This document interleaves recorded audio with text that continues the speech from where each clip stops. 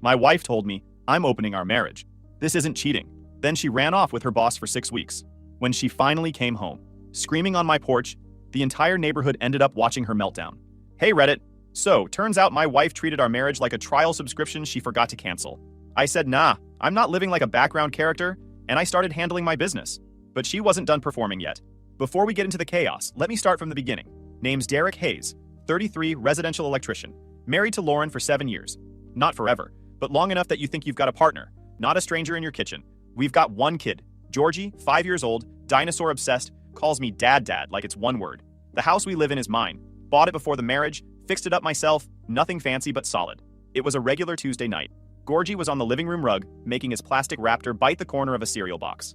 TV on, soft volume. I was in the kitchen rinsing dishes, thinking about packing his lunch tomorrow. Quiet, normal domestic stuff. Lauren walked in like she had a scheduled announcement, leaned back against the counter, arms crossed, chin high. Before I even said anything, she hit me with, look, before you start, I'm going to be upfront. What I'm doing isn't cheating. I've decided we're in an open marriage now. You should at least appreciate that I'm being honest with you. Just like that. Not easing into anything. No conversation. No question. Just her speaking like she was updating her phone plan. I dried my hands. That's so? Her face tightened like she expected me to throw myself on the floor crying. Yes, I'm telling you because I don't want drama. This is healthier. For both of us. Right, I said. You're opening the marriage. Very generous of you. She rolled her eyes hard enough to tilt her whole skull. See? This is exactly the reaction I knew you'd have. No, this is the sarcastic reaction, I said. You haven't heard angry yet. Lauren sighed, loud and annoyed. Derek, stop acting blindsided. You've been comfortable. I want more. I'm giving us a chance to evolve. You ever hear something so dumb your brain pauses? That was me. And I assume this evolution includes a specific person. I'm going on a 6-week work trip, she said, pretending she didn't hear me. I'm telling you ahead of time. With who? I asked, even though I knew. She answered like the name tasted expensive. Grant Holloway. I let that sit for a second. Grant, her boss. The same Grant who asked me if selling electrical components was fulfilling. In that way, people ask when they're really saying, I make more money than you. He always pretended I sold parts instead of wiring houses. That was the joke to him. So, I said, 6 weeks. With Grant. And you're calling it an open marriage. Yes, she said. I'm being transparent. You should appreciate that instead of attacking me. I laughed under my breath. Trust me, if I attack you, you'll know. Before she could jump into another speech, Georgie wandered in holding his dinosaur by the tail. Mommy, are you going on a plane? Instant switch. Lauren bent down, fake sweet smile, touched his cheek.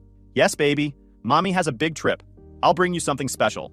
He nodded and went back to his dinosaur battle. The moment he left the room, her sweetness shut off like a light. I looked at her. If you walk out that door with him, don't come back thinking everything's waiting for you. She blinked, surprised I wasn't folding. Why are you being like this? You're changing our marriage with a monologue, I said. Why are you being like this? Lauren scoffed, grabbed her phone and headed upstairs. 10 minutes later, I heard drawers sliding, zippers, hangers clacking. She was packing fast, like she'd practiced this part. I stayed in the kitchen. No yelling, no chasing her upstairs, no, how could you? I wasn't giving her a scene she could blame me for later. She came down dragging a suitcase behind her. Makeup done, hair perfect. Smell like she was already stepping into a hotel lobby with Grant holding the door. She kissed Georgie on the head. Be good for daddy, okay? He said, okay, without looking up from the TV. Then she turned to me for a goodbye kiss.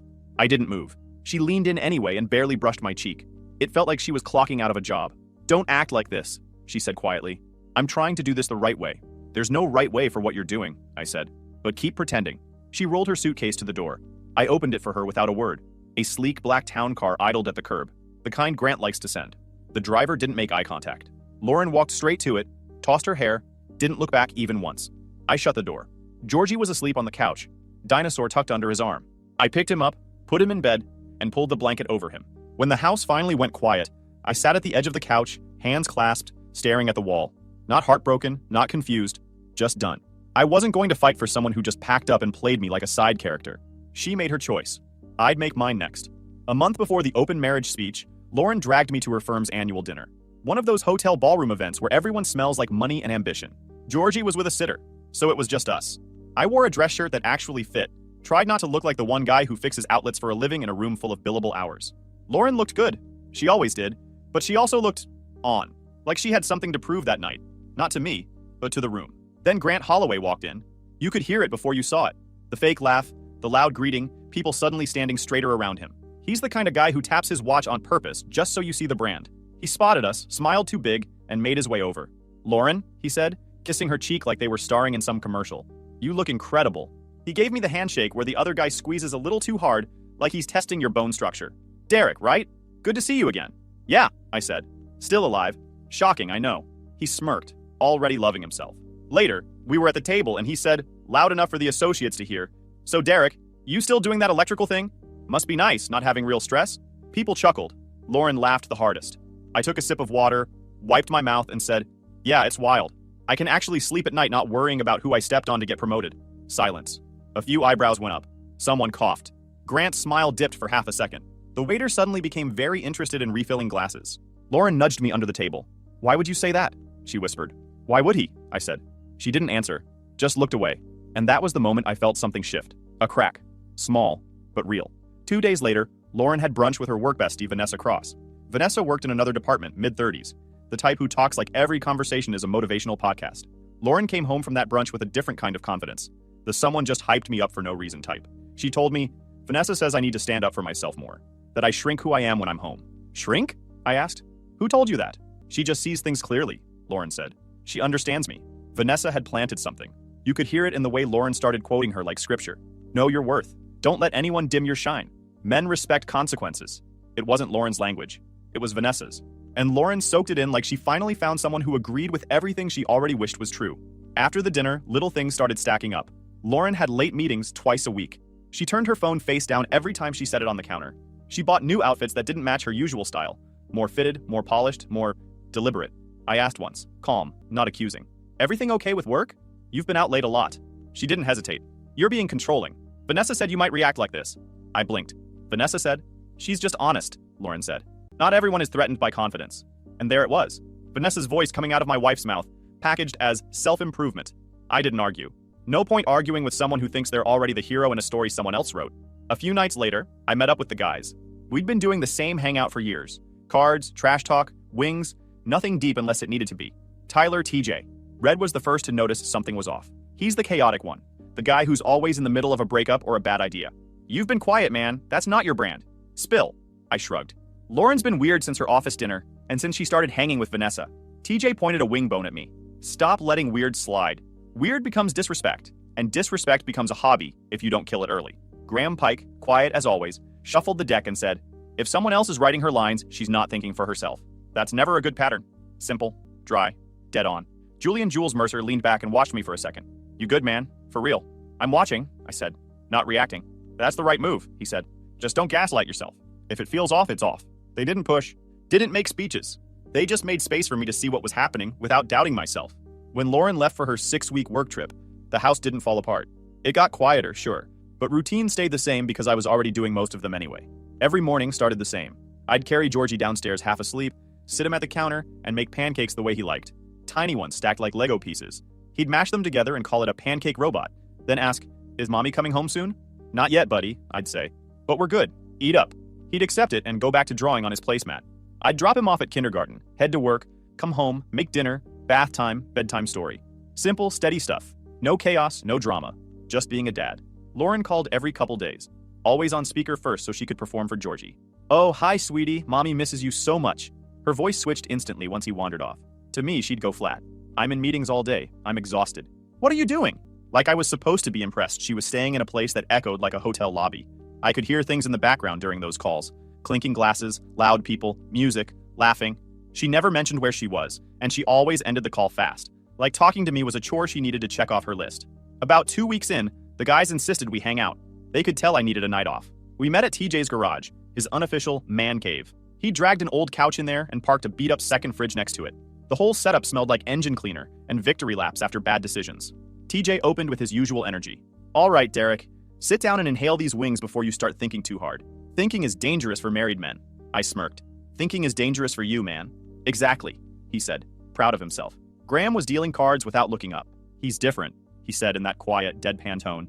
Hasn't said one sarcastic thing in 10 minutes. Something's off. Jules leaned against the wall, watching me. "Talk," I exhaled. "She's been gone 2 weeks. Calls are weird. Background noise sounds like she's on a cruise ship instead of a project." TJ immediately jumped in. "Bro! That's not work noise! That's I'm pretending to work noise!" Graham laid a card down. "Not adding up." Jules nodded once. "You good?" "I'm managing," I said. "Georgie's doing fine. That's my focus." They didn't push more. They didn't make it dramatic. They shifted back into teasing each other like they always did. And it was the first time in weeks I felt normal. Then, 2 nights later, the truth showed up in the dumbest way possible. I was sitting on the couch after putting Georgie to bed, scrolling through my phone, when I saw a notification. Lauren, I'm in the shower, give me 10. I'm wearing the black dress tonight. I just stared at it. No emotion, no panic, just clarity. A few seconds later, another message popped up.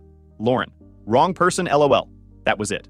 No explanation, no apology, just lol, like she'd sent a grocery list to the wrong group chat. I didn't respond, didn't call, didn't blow up her phone demanding context. There was nothing to explain, nothing to debate. The message explained itself. Everything from the dinner, the late nights, the open marriage, Vanessa's slogans, it all lined up instantly. It wasn't confusion anymore. It was a map. I sat back and let the quiet settle, thinking about how Georgie had asked me that morning if mommy was bringing home big presents, how he'd been fine as long as I was there, how steady things had felt with just us. This wasn't about being jealous or insecure. It wasn't even about Grant or the black dress. It was about stability, about what Georgie grew up around, about not letting someone rewrite my reality and hand it back to me with a smirk. I put my phone down, turned off the lamp, and looked at the hallway where Georgie's room was, his nightlight glowing under the door. I made a decision right there. No yelling, no chasing, no arguments. I wasn't competing for my own wife.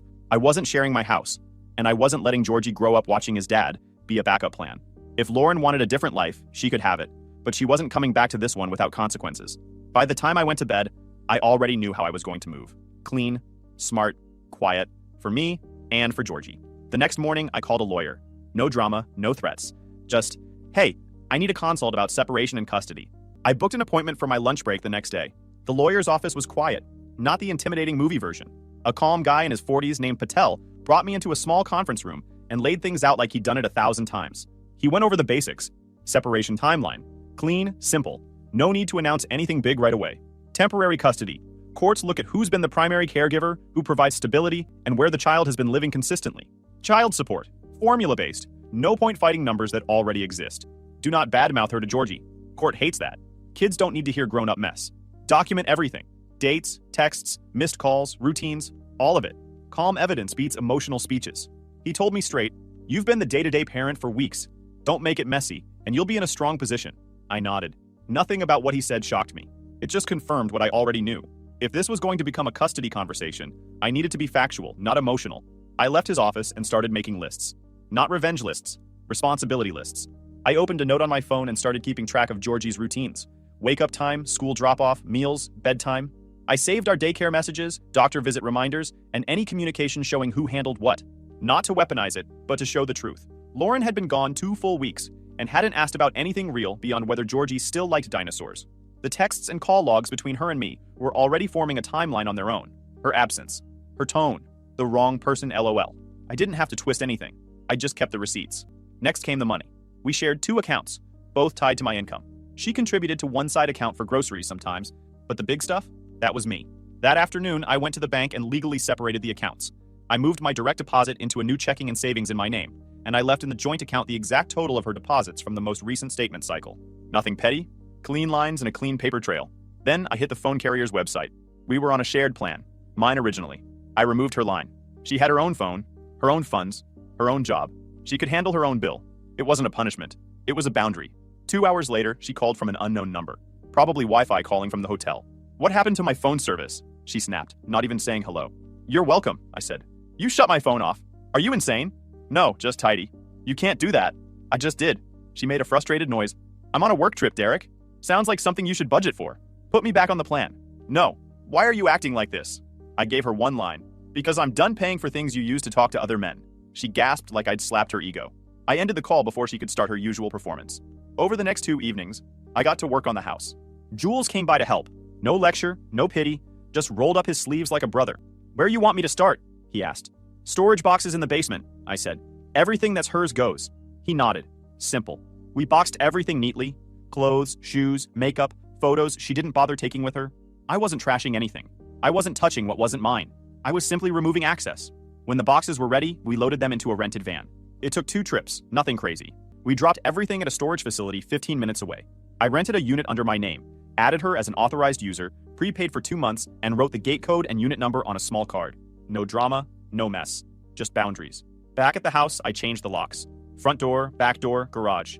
Quick work, no stress. Jules handed me the next lock cylinder like he was passing tools on a job site. You good? He asked. Better than expected. That's because you're doing this without turning it into a movie, he said. Later that night, TJ showed up uninvited, holding 2 bottles of soda like they were beers. Derek, my man, proud of you. I knew you had a spine, but this is premium grade. Graham stood behind him, as calm as ever. Don't let her emotional baiting get to you when she returns. Stay steady. I've got one priority, I said. Georgie. Good, Graham said. Everything else is noise. TJ leaned back in my chair like he owned it. Bro, I'm telling you, if you hadn't started cleaning house, she'd walk back in like she just came home from Pilates. You're finally setting the tone? He wasn't wrong. Jules clapped me on the shoulder once. You handled this clean. You're ready. And he was right. I was. By the time they left, the house wasn't just quieter. It was mine again. The longer Lauren stayed gone, the more obvious it became she wasn't missing anything at home.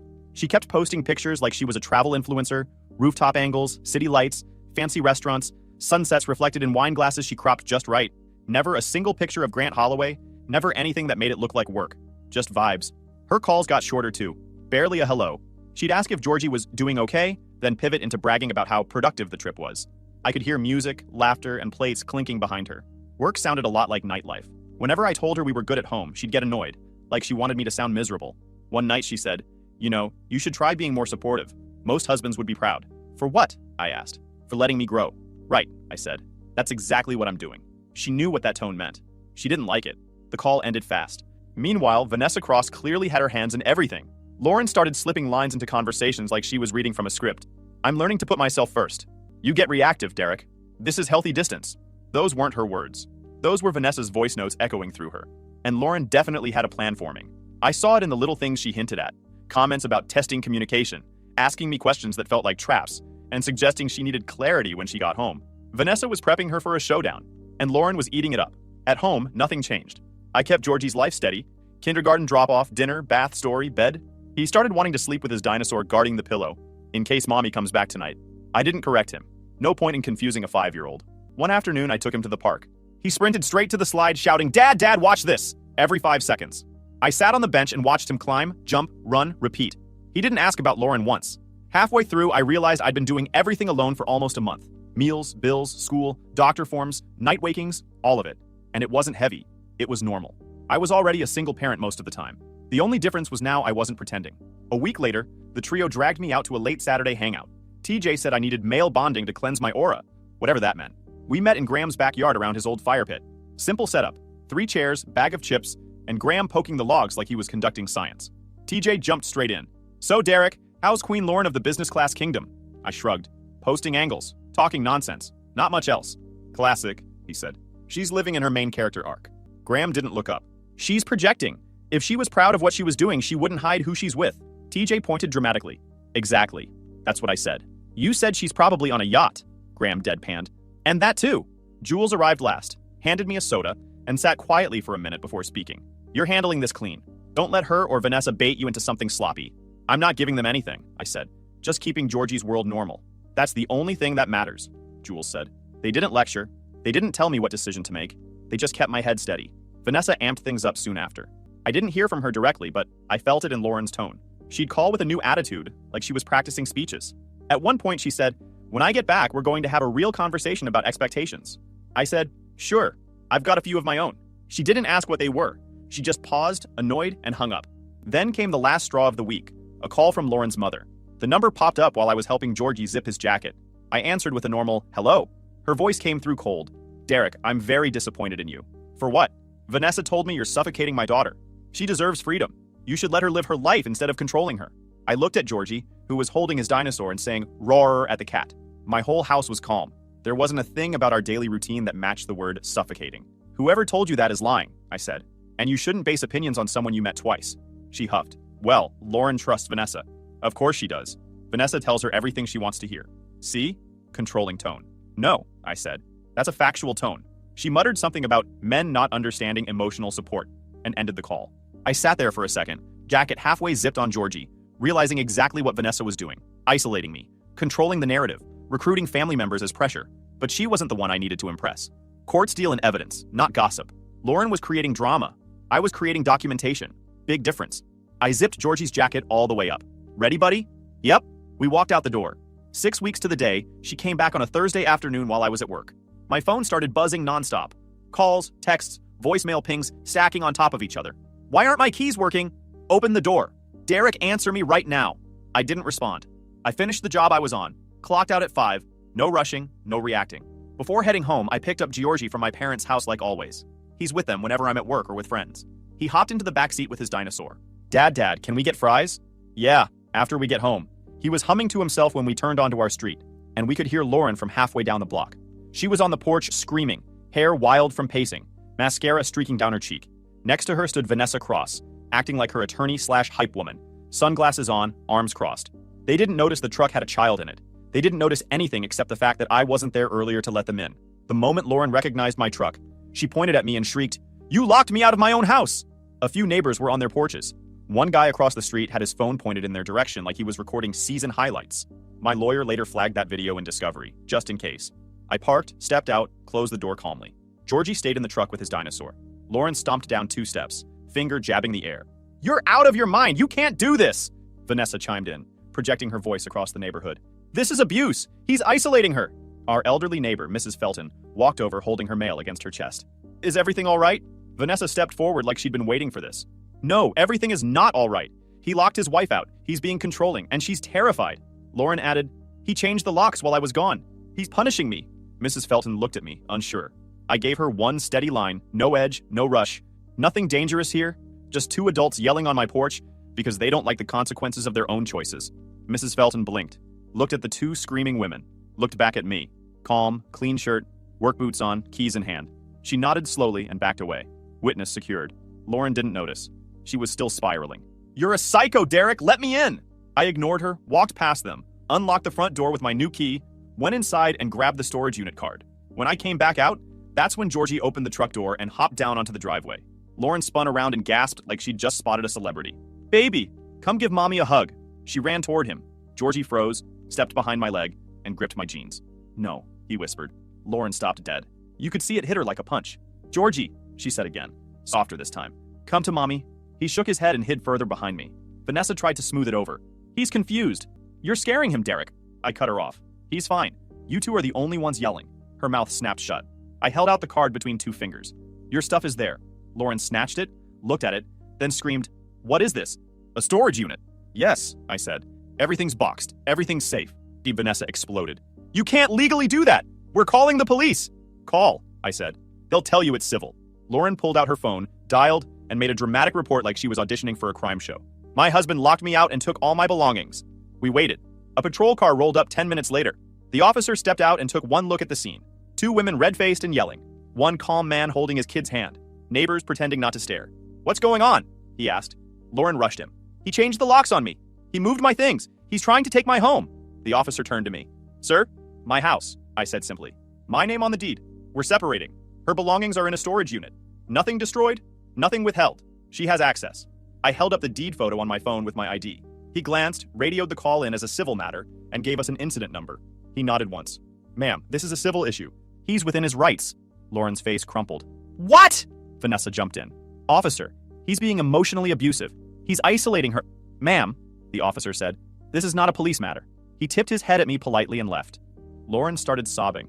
Loud, dramatic, attention-grabbing sobs. "You ruined everything, Derek!" I picked up Georgie. "Come on, buddy." He wrapped his arms around my neck. I walked inside without another word and closed the door. Not slammed, just closed. Inside, Georgie whispered, "Mommy was scary." I kissed his forehead. "Yeah, buddy. She's upset. Come on. We're gonna watch your show." He brightened up immediately. "Dino show. Dino show." We sat on the couch with his dinosaur tucked under his arm, and the cries outside faded while the cartoon theme song played. The next morning, at 8 a.m., I got a text. "Staying with Vanessa, don't contact me." Perfect. I forwarded it to my lawyer. He responded quickly. "Filing for temporary custody today. Strong case in your favor." He listed the reasons. She abandoned the home voluntarily for 6 weeks. Derek was primary caretaker the entire time. Stable environment with Derek. Documented police call on the porch. Logged as a civil matter. Child clearly bonded and safe with father. By noon, the paperwork was already moving. That evening, Georgie and I sat at the table eating chicken nuggets. He looked up mid-bite and said, Dad, we're okay, right?" I smiled. "Yeah, buddy, we're okay." And for the first time in months, it felt 100% true. The morning after the porch scene, Lauren must have tried to run to Grant for backup. I figured that out when an unknown number texted me around lunch. "Don't contact me again. Handle your home situation first." GH short. Corporate. Ice cold. Exactly how a man responds when his affair partner suddenly shows up with consequences attached. I didn't reply.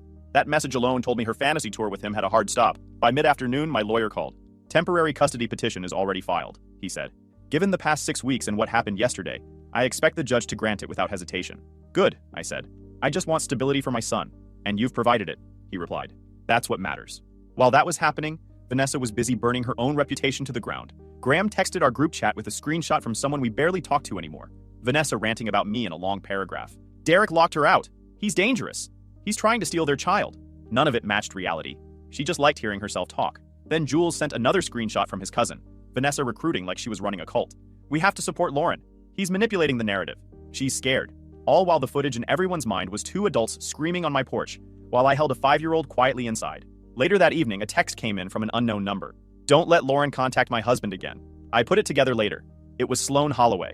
Sloan, Grant's young wife. The one everyone assumed didn't know anything. Turns out she knew enough. There was no preamble, no fake sweetness, no passive voice. Just a simple instruction. Don't let Lauren reach out again. She clearly had her own meltdown to deal with. 10 minutes later, Lauren called me 3 times in a row, then left a voicemail full of frantic sobbing about how everyone turned on her. I let it go straight to voicemail each time. There wasn't a thing to say. The next morning, Lauren texted, Vanessa said I can't stay here anymore. She wants her space back. There it was, the collapse of the alliance she thought was built on sisterhood. Vanessa had enjoyed the chaos when it made her feel important. But once it started costing her comfort, she kicked Lauren out without blinking. Lauren didn't see it coming. I did. A couple days later, I was at Jules's garage with the guys. Cards on the table and sodas cracked open. It was an easy night, the kind you need after weeks of noise. Right in the middle of TJ making some long rant about his car breaking down 3 times in 2 weeks, Lauren showed up. She walked straight into the garage like she lived there. Eyes swollen, hair messy, breathing heavy. She pointed at me. You ruined everything. Nobody flinched. Not even TJ. And he flinches at moths. She kept going, voice rising. You're taking my son. You're turning everyone against me. I cut her off. I didn't turn anyone against you. Your choices did that. She blinked, like the idea had never crossed her mind. TJ leaned back in his chair. Here we go, he muttered, almost excited. Lauren stepped closer. You changed the locks. You moved my things. That's called separation, I said. You left for 6 weeks. I kept our son's routine stable. That's what courts look at. She opened her mouth to argue, but Graham beat her to it. It's not controlling to stop being walked on, he said in his dry, surgical tone. She stared at him like he'd slapped her with a dictionary. Yeah, TJ said. You went on a 6-week date with your boss. You can't be shocked the house looks different. Jules lifted a hand. Guys, chill. Then he looked at me. You want to talk to her alone? No, I said. I'm fine. I faced Lauren. Temporary custody is already in motion. Georgie will stay where he's been stable. You'll get visitation. Structured, consistent. That's where we're at. Her voice cracked. I love him. I didn't say you didn't, I replied. But you weren't here. She froze. It must have been the first time someone said that to her without sugarcoating it. Her shoulders slumped. Can we fix us? No, I said. We're past that. She looked at the trio behind me. Jules calm, Graham unreadable, TJ ready to pounce if needed, and she realized she had no leverage left. She left the garage quietly for once. The following weeks went exactly how the lawyer predicted. The judge reviewed everything. Her absence, the police visit, the neighbors, the documented routines, the screenshots, the call logs. Temporary custody became permanent primary custody for me, with her getting structured weekends and no overnights at first. The judge didn't care about her Instagram selfies. He cared about stability. The divorce finalized with a few signatures. No dramatic courtroom speech, no begging, just paperwork. My parents brought Georgie to the courthouse afterward. He ran up yelling, Dad, Dad, and hugged me like nothing in the world had changed. Lauren tried to approach him. He waved politely, then reached right back for my hand. Not out of spite, out of comfort. And that's when I knew I'd done the right thing. Not perfect, not pretty, but right. Lauren walked away with Vanessa's slogans and Grant's silence. I walked away with Georgie's hand in mine and a clean slate. And for the first time in a long time, peace didn't feel temporary. It felt earned.